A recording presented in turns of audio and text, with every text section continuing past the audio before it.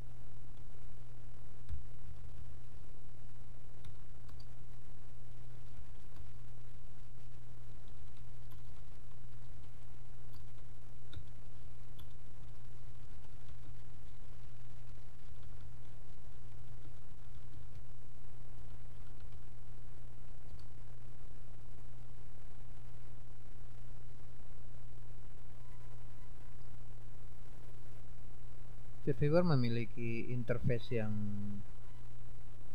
sederhana ya.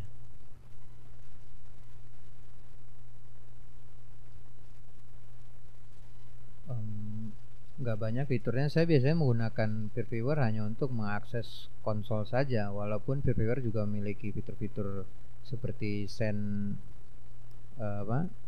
mengirimkan kombinasi tombol kombinasi dan lain-lain. Tapi biasanya yang saya gunakan hanya konsol. Ini ada rootnya nggak ya? Nggak ada, ini Ubuntu brings rain.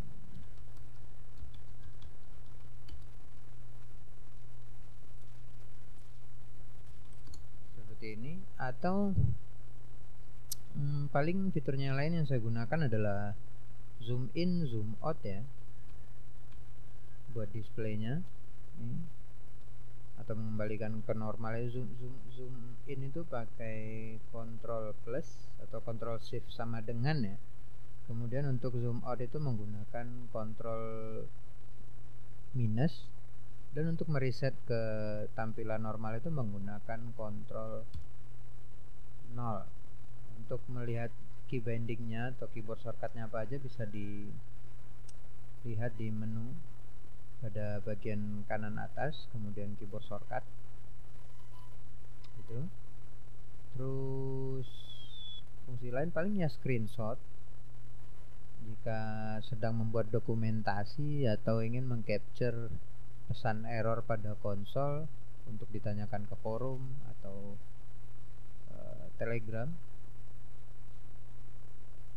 Satu lagi paling tombol full screen ya, itu F11.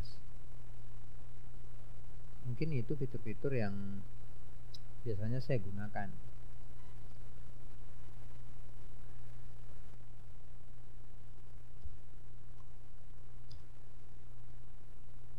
Viewer juga mendukung akses virtual machine ya, atau display konsol grafik virtual machine yang ada di remote server menggunakan protokol SSH.